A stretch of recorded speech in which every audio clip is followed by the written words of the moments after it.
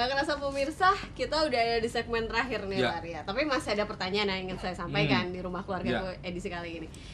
Tadi kalau Pak Ari bilang pembentukan yang paling penting adalah usia di bawah 12 tahun. Itu yang paling orang tua harus bekerja keras di situ. Nah, bagaimana pada saat orang tua itu baru menyadari setelah anak lewat dari 12 tahun seperti kata Pak Ari. Ternyata setelah 12 tahun baru kelihatan nih anaknya seperti ini, seperti ini. Ini gimana dong Pak? Harus ternyata pembentukannya program lagi. salah ya, programnya salah begitu ya. Programku ternyata bertahun-tahun salah nih gitu. Pembentukannya lagi harus seperti apa orang tua? Syukur alhamdulillah kalau apabila orang tua itu mau menyadari. Tapi banyak orang tua yang tidak menyadari. Betul Pak. Akhirnya terjadi konflik. Anak adalah musuhku begitu. Akhirnya sama-sama mencari strategi. Padahal anaknya juga menganggap orang tua musuhku. Sama-sama mencari strategi bagaimana saling bisa aman, bisa saling menjatuhkan gitu. Nah, ini menjadi persoalan ya. Ya, seperti itu. Nah, disinilah sebetulnya kedewasaan kita sebagai orang tua sedang diuji. Karena konsepnya pertama, anak tidak minta untuk dilahirkan. Dan anak tidak bisa memilih siapa orang tuanya lahir di mana. Disinilah orang tua harus mulai sadar bahwa oh ya, selama ini saya kurang memberikan teladan yang baik pada anak-anakku. Ya, dari situ kalau kita sudah mulai mempunyai kesadaran yang baik, mulailah dibuka komunikasi. Tidak ada cara lain kecuali komunikasi. Komunikasi dengan anak dari hati ke hati. Satu. Terus yang kedua, gunakan cara berpikir anak untuk merubah anak. Jangan menggunakan cara berpikir kita untuk merubah anak. Itu biasanya akan konflik. Ya. Terus yang selanjutnya kita harus terima anak ini apa adanya. Karena ini adalah bentuk daripada tanggung jawab kita sebagai orang tua. Terima, beri perhatian, beri penghargaan, berikan cinta. Semua masalah akan bisa terselesaikan dengan baik. Ada contoh kasus Pak di mana orang tua dan anak sama-sama kekeh nih. Dalam artian si anak merasa dia seperti ini karena aku pengen orang tuaku memperhatikan aku gitu. Aku tidak dapat itu selama ini. Sementara si orang tua dengan merasa yang aku sudah memberikan apa yang seharusnya aku berikan kepada anak, tapi dia tanpa sadar mungkin itu hanya sebatas materi atau hanya sebatas yang terlihat, belum seperti kepuasan yang diinginkan seorang anak gitu loh. Apalagi namanya anak biasanya kan suka membanding-bandingkan ya, kok temanku sama orang tuanya bisa seperti ini, temanku bisa. Yang harus disalahkan siapa nih Pak? Bagaimana cara mengubahnya? Cara merubahnya adalah karena tadi konsepnya bahwa anak tidak minta untuk dilahirkan. Ya. Nah, yang kedua, anak tidak bisa memilih orang tua. Berarti disinilah sebetulnya kedewasaan kita sebagai orang tua itu sedang diuji. Kamu sebenarnya dewasa enggak sih?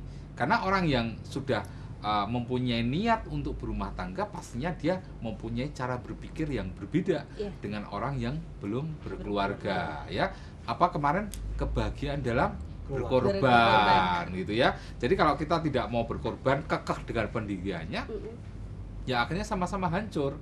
Kasihan kan begitu ya. Karena masa depan anak tergantung daripada diri kita, bagaimana memberikan bekal pada anak kita. Ya pastinya kita yang harus lebih bijaksana begitu.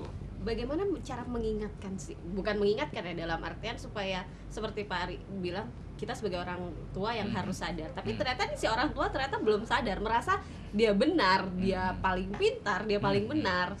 Gitu. Bagaimana bagaimana cara mengingatkan orang tua yang seperti itu, Pak? Nah, disinilah kita sulitnya. Kita bisa menyuruh sekelompok kuda untuk mendatangi danau, tapi tidak bisa memaksa kuda itu untuk minum. Ya, jadi intinya yaitu adalah pilihan. Kita dilahirkan tidak untuk menjadi pemenang atau pecundang. Kita hidupnya adalah dilahirkan untuk menjadi pemilih. Dan disinilah pilihan orang tua. Kalau orang tuanya itu sadar, oh ya, anak ini sedang belajar tentang hidup, pastinya dia akan cepat sadar. Terus yang selanjutnya, mengapa kita sejak kecil kok dididik tentang agama? Itu pentingnya agama adalah untuk mempercepat kita pada proses penyadaran diri bahwa hidup kita nanti akan dipertanggungjawabkan, ya seperti itu. Oke. Nah, untuk para orang tua mungkin atau yang sedang mempersiapkan diri menjadi orang tua berarti mulai dari sekarang sebelum terlambat gitu kan. Sebelum terlambat. Kita sama-sama koreksi diri. Karena terputus amal ibadah anak Adam kecuali 3 perkara. Di antaranya adalah anak soleh yang mendoakan kedua orang tua, ilmu yang bermanfaat, dan amal jairiyah begitu. Duh, seru banget. Sebenarnya masih banyak pertanyaan nih, karena mungkin saya sering menghadapi beberapa teman, kasus-kasus beberapa teman saling sharing gitu kan. Tapi karena waktu kita sangat sempit nih. Sangat sempit, cuma 1 jam tiap minggu pemirsa di hari Jumat jam 6 sampai jam 7. Tapi kalaupun minggu ini mungkin pemirsa masih punya banyak pertanyaan yang tersimpan dan belum dikeluarkan unek-uneknya sama Pak Ari, tetap bisa ikuti kita di episode minggu depan, atau mungkin langsung colek Pak Ari ini di Facebooknya Pak Ari. Colek Pak Ari di Facebooknya Pak Ari Coaching, begitu pemirsa. Ya begitu Pak Ari, betul? Ya betul. Maaf, kamu kayaknya anteng banget dari tadi di sini ya. Ngantuk. Kayak didongengin ya Mas. Didongengin Mbak. Oke, masih banyak banget pelajaran kita hari ini. Pemirsa bisa bergabung lagi minggu depan di acara Rumah Keluargaku. Kalau begitu saya Dewi, juga Pak Ari, juga Atmo. Kali ini harus undur diri dulu. Mundur mau. Kita ketemu lagi minggu depan di Rumah Keluargaku.